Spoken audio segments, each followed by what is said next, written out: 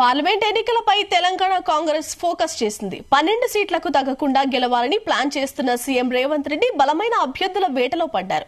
కాంగ్రెస్ అగ్రనేత సోనియా గాంధీని తెలంగాణ నుంచి లోక్సభకు పోటీ చేయించేలా పావులు కదుపుతున్నారు. మెదక్, మల్కాజ్గిరి సీట్లను సోనియా కోసం పరిశీలించారు. అయితే సీఎం రేవంత్ రెడ్డి మాత్రం ఖమ్మం నుంచి సోనియా గాంధీని బరిలోకి దింపాలని నిర్ణయించినట్లు తెలుస్తోంది. ఇటీవల జరిగిన అసెంబ్లీ ఎన్నికల్లో ఖమ్మం జిల్లాలో కాంగ్రెస్ బంపర్ విక్టరీ కొట్టింది. మెదక్, మల్కాజ్గిరితో పోల్చితే ఖమ్మం సీటు ఏకపక్షంగా ఉంటుందనే భావనలో సీఎం ఉన్నట్లు తెలుస్తోంది. అయితే ఖమ్మం పోటీ విషయంలో మరో చర్చ కూడా హస్తం పార్టీలో సాగుతోంది. ఖమ్మంలో సెటిలర్ ఓటర్లు ఎక్కువగా ఉన్నారని, విభజన కారణంతో వాళ్లంతా సోనియాకు వ్యతిరేకంగా ఉండొచ్చనే వాదన కూడా కొంతమంది తెరపైకి తీసుకొస్తున్నారు.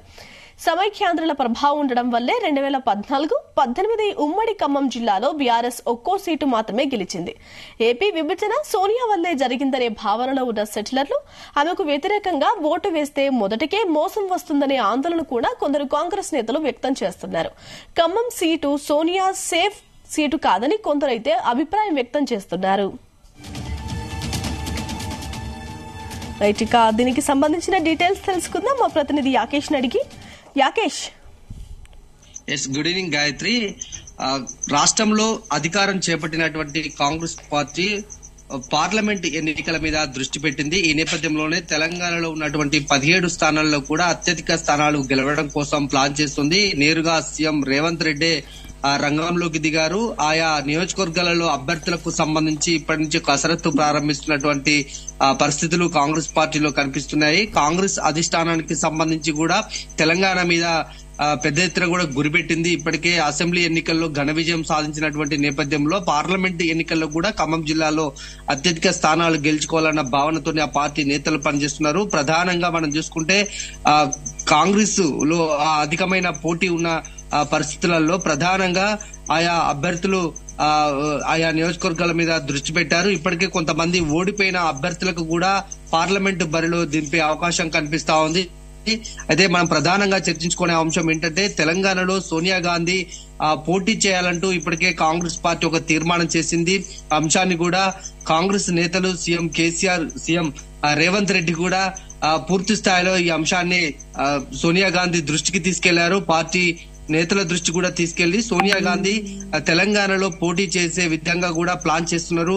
ఆ పార్టీ తీర్మానాన్ని కూడా ఏఐసిసికి పంపించినటువంటి సందర్భంలో ప్రధానంగా చర్చ కొనసాగుతుంది. అటు మెదక్ గాని మల్కాజ్గిరి స్థానాల్లో సోనియా గాంధీని పోటీ చేయాలనేది ఒక ప్రతిపాదన వస్తున్నప్పటికీ కూడా సీఎం రేవంత్ రెడ్డి మాత్రం ఖమ్మంలో సోనియా గాంధీని బరిలో దింపాలన్న ఆలోచన చేస్తా ఉన్నారు. ఎందుకంటే ఖమ్మం జిల్లా అంటే కొంత కాంగ్రెస్ పార్టీకి బలం ఉన్నటువంటి ప్రాంతము. గత 2014 గాని 2018 ఎన్నికల్లో, మొన్న జరిగినటువంటి ఎన్నికల్లో కాంగ్రెస్ పార్టీ క్లీన్ స్వీప్ చేసినటువంటి నేపథ్యంలో ఇక్కడ ఈ బరిలో నుంచి కనుక సోనియా గాంధీ బరిలో ఉంటే తప్పకుండా ఈ సీటు గెలుస్తుందన్న ధీమాలో రేవంత్ రెడ్డి ఉన్నారు. ఆయనతో పాటు కాంగ్రెస్ ముఖ్య నేతలు కూడా కొంత కాంగ్రెస్ ఖమ్మం వైపే సోనియా గాంధీ పోటీ చేయాలని మొగ్గు చూపుతున్నట్లు మనకు అందుతున్నటువంటి సమాచారం ఉంది. మొత్తానికి కొంత ఆలోచన చేస్తున్నప్పటికీ కూడా మరో పక్క కూడా ఒక చర్చ కొనసాగుతున్నటువంటి పరిస్థితి ఉంది. ఎందుకంటే తెలంగాణలోనే ఖమ్మం జిల్లా ఒక ప్రత్యేకమైన ప్రాంతం. ఇది కొంత ఆంధ్రాకు, ఏపీకి కొంత ఇక్కడ ఉన్నటువంటి సత్సంబంధాలు ఉన్న నేపథ్యంలో తెలంగాణలో గనక సోనియా గాంధీ పోటీ అది ఖమ్మం నుంచి గనక చేస్తే కొన్ని ప్రతికూల పరిస్థితులు కూడా ఉండే అవకాశం ఉంది.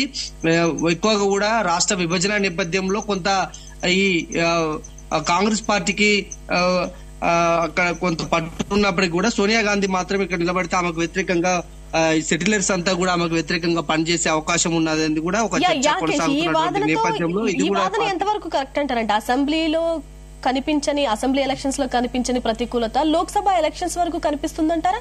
ఇప్పుడు మనం చూస్తే ఖమ్మం జిల్లా కంచుకోట లాంటిది కాంగ్రెస్ కి 10 సెగ్మెంట్లలో 8 సెగ్మెంట్లు కూడా కాంగ్రెసే విజయం సాధించింది. సో లోక్సభ ఎలక్షన్స్ లో ఈ ఇంపాక్ట్ ఉంటుందంటారా? కొంత వరకైతే ఉండొచ్చు. కొన్ని నియోజకవర్గాలలో మాత్రం ఈ ప్రభావం తప్పకుండా ఉంటుంది. అసెంబ్లీ ఎన్నికలు ప్రజలు వేరులాగా ఆలోచిస్తారు. కేంద్రంలో అధికారంలోకి వచ్చే పార్టీ ఉంటుంది కనుక అక్కడ కూడా కొంత ప్రజల ఆలోచన మారుతా ఉంటుంది కనుక కొంత మార్పు ఉండే అవకాశం కనిపిస్తుంది. గతంలో మనం చూసుకుంటే తెలంగాణలో కాంగ్రెస్ పార్టీకి మెజార్టీ రాకున్నప్పటికీ కూడా తెలంగాణలో ఖమ్మం జిల్లాలోనే ప్రధానంగా ఇక్కడ 9 అసెంబ్లీ స్థానాలు పొత్తులో భాగంగా గెలిచినటువంటి సందర్భం ఉంది. దాని తర్వాతకి జరిగినటువంటి పార్లమెంటు ఎన్నికల్లో పూర్తి స్థాయిలో కాంగ్రెస్ అభ్యర్థి ఇక్కడ గెలవలేదు. ఇక్కడ బీఆర్ఎస్ అభ్యర్థి ఎంపీగా గెలిచినటువంటి అవకాశం, అంటే ఈ వేరియేషన్స్ చాలా స్పష్టంగా కనిపిస్తా ఉన్నాయి. ప్రజలు ఆ అసెంబ్లీ ఎన్నికలకు పార్లమెంట్ ఎన్నికలు వచ్చే వరకు తమ అభిప్రాయాలను చాలా స్పష్టంగా చెబుతున్నటువంటి నేపథ్యంలో సోనియా గాంధీ ఇంకా ఇక్కడ ఎంపీగా పోటీ చేస్తే మాత్రం కొంత భిన్నమైన తీర్పు ఉండే అవకాశం కనిపిస్తా ఉంది. గత ఎన్నికల్లో కూడా వచ్చిన రిజల్ట్ ఇక్కడ కూడా వస్తుంది అనేది ఒక ఆలోచన ఉంది. అందుకే దీని మీద కూడా కొంత పార్టీలో చర్చ కొనసాగుతుంది. ఏ నియోజకవర్గాల్లో ఈ ప్రభావం ఉంటుంది, సెటిలర్ల ఓటర్లు ఎక్కువగా ఉన్న ప్రాంతాలు ఎక్కడ అనే అంశాల మీద కూడా కాంగ్రెస్ పార్టీ ఆరా తీస్తా ఉంది. ఆ నియోజకవర్గాలను ఎట్లా మేనేజ్ చేసుకోవాలి, ఎట్లా ముందుకు వెళ్తే అక్కడ కాంగ్రెస్ పార్టీకి అవకాశం ఉంటుంది అనేది ప్రధానంగా చర్చకు వస్తుంది. సోనియా గాంధీ లాంటి నేతలు నిలబడితే మాత్రం కొంత ప్రభావం ఉండే అవకాశం అయితే తప్పకుంటుంది. ఎందుకంటే రాష్ట్ర విభజన నేపథ్యంలో తెలంగాణకు ఆమె మంచి చేసింది, ఆంధ్రాకు కొంత అన్యాయం జరిగిందనే భావనలో సెటిలర్ల ఓటర్లు ఉన్న నేపథ్యంలో కొంత సోనియా గాంధీకి వ్యతిరేకంగా ఉండే అవకాశం ఉన్న నేపథ్యంలో కాంగ్రెస్ నేతలు ప్రధానంగా ఆ అంశం మీదనే దృష్టి పెట్టి ముందుకెళ్తున్నటువంటి సందర్భం. ఏదేమైనా తెలంగాణలో ప్రధానంగా ఖమ్మం జిల్లా లాంటి ప్రాంతాల్లో ఉన్న అవకాశాలను అందిపుచ్చుకొని కాంగ్రెస్ అభ్యర్థి గెలిచే విధంగా పావులు కదుపుతున్నారు. సోనియా గాంధీ గనక పోటీ చేస్తే ఇంకా అది పెద్ద సంఖ్యలో కూడా దేశవ్యాప్తంగా కూడా ఒక మంచి మూమెంట్ వస్తుంది. ఇతర ప్రాంతాలకు వెళ్లి అగ్రనేతలంతా పోటీ చేయడం పట్ల కాంగ్రెస్ లో కొత్త నూతన ఉత్తేజం అవకాశం కూడా కనిపిస్తా ఉంది. గాయత్రి, యాకేష్, గతంలోనూ సోనియా గాంధీ దక్షిణాది రాష్ట్రాల నుంచి ఎంపీగా పోటీ చేశారు. అలాగే రాహుల్ గాంధీ కూడా ప్రస్తుతం ఆయన వాయనాడ్ నుంచి ఎంపీగా ఉన్నారు.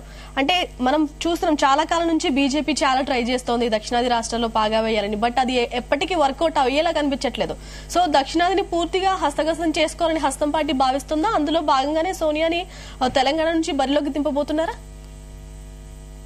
ఇప్పటికీ తెలంగాణలో పాటు దక్షిణాది ప్రాంతాల్లో కాంగ్రెస్ పార్టీ ఒక ప్రపంచంలో దూసుకు వెళ్లే ప్రయత్నం చేస్తా ఉంది. ఇప్పటికే కర్ణాటక ఎన్నికల్లో అక్కడ ప్రభుత్వాన్ని ఏర్పాటు చేయడం, దాని తర్వాతకి తెలంగాణలో దాని ప్రభావం చూపిన నేపథ్యంలో ఇక్కడ కూడా అధికారంలోకి రావడం, ఇప్పుడు ప్రస్తుతానికి ఆంధ్రప్రదేశ్ కు సంబంధించినటువంటి ఎన్నికలు కొనసాగుతున్నటువంటి నేపథ్యంలో దక్షిణాదిలో తెలంగాణతో పాటు అన్ని ప్రాంతాల్లో కూడా పార్లమెంట్ స్థానాల్లో ఈసారి గెలిచేందుకు ప్లాన్ చేస్తా ఉంది. అందుకనే ఈ సోనియా గాంధీ గాని అటు రాహుల్ గాంధీ గాని ప్రధానంగా ఈసారి దక్షిణాది మీద ఫోకస్ చేశారు.